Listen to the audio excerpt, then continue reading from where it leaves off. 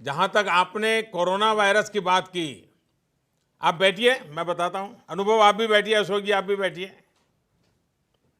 जहां तक आपने कोरोना वायरस की बात की, तो ये सही है कि बहुत से लोग इसे लेकर बहुत चिंता में है। मैं समझता हूं इसमें आपकी और हमारी, हम सबकी सतर्कता बहुत महत्वपूर्ण है।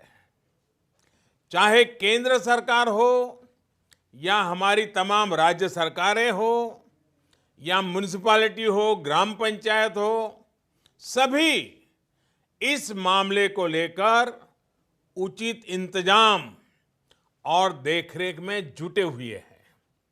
हमारे पास कुशल डॉक्टर और मेडिकल स्टाफ भी है, संसाधन भी है और जागरूक आप जैसे अनेक नागरिक भी हैं। हमें बस अपनी सावधानियों में कोई कमी नहीं आनी देनी चाहिए और ये भी समझ लेना चाहिए कि सावधानियां क्या है। बड़ी बड़ी बातें नहीं है जी। ये अलग अलग माध्यमों से आपको शायद पता भी चलता होगा, लेकिन हम सुनते हैं एक कान से दूसरे कान से निकाल देते हैं। मैं फिर से एक बार, जब आपने मुझे पूछा है तो मौका ले लेता हूं और आपके माध्यम से देश के सभी नागरिकों के लिए वो सारी बातें मैं दोहरा रहा हूं और मैं कहता हूं कि आप भी याद रखिए और हर स्कूल में, कॉलेज में, सब जगह पे बताइए। देखिए क्या करना है। एक तो हमें बिना जरूरत के कहीं इकट्ठा होने से बचना होगा और दूसरा, हमें बार बार जितना हो सके अपने हाथ धोते रहना चाहिए और बराबर सफाई करनी चाहिए। अपने चेहरे को, अपने नाक और अपने मुंह को बार बार छूने की हमारी जो आदत है, अब थोड़ा उस आदत को बदलना होगा। जितना हो सके इस आदत को हमें कंट्रोल करना है और धुले हुए हाथों से ही अपने मुंह को टच करना चाहिए। जानकारों का कहना यह है कि ये खांसते या छींकते समय जो छींटे निकलते हैं, सांस के साथ ऐसे छोटे छोटे छोटे बिंदु निकलते दिखते भी नहीं है, उसमें जो भी संपर्क में आता है उसे ये फैलता है। ऐसे में जिस भी चीज पर ये छींटे गिरते हैं उसमें ये वायरस कई दिनों तक जीवित रह सकता है। इसलिए बार बार साबुन से हाथ धोना बहुत जरूरी है। एक और आदत हमें जरूर डालनी है।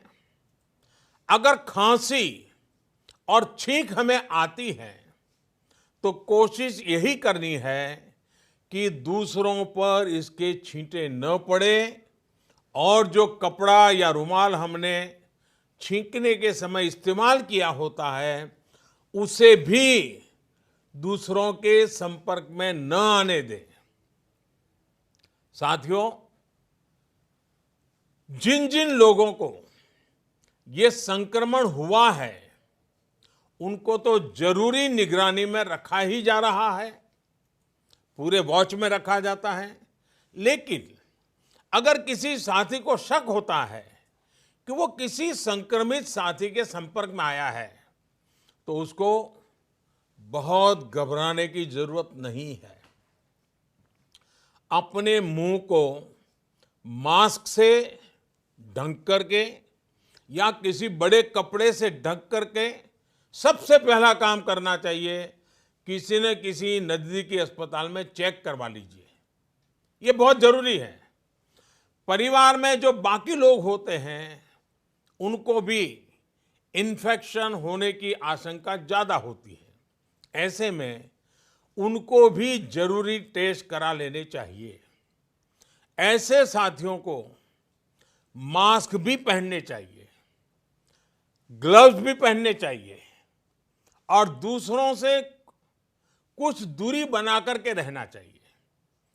मास्क पहनना है या नहीं पहनना है, इसे लेकर जानकारों की अलग अलग राय है, लेकिन ध्यान यही रखना है कि खांसते या छींकते समय जो हवा निकलती है, उसके साथ जो छोटे छोटे बारीक ड्रॉप्स निकलते हैं, ड्रॉपलेट्स, वो दूसरों पर न जाएं। वैसे मास्क पहनते समय भी एक चीज ध्यान रखनी है, मास्क को एडजस्ट करते हमारा हाथ बार बार मुंह को छूता है। इससे बचाव की जगह इन्फेक्शन फैलने की आशंका बढ़ जाती है। साथियों, ऐसे समय में अफवाहें भी तेजी से फैलती हैं।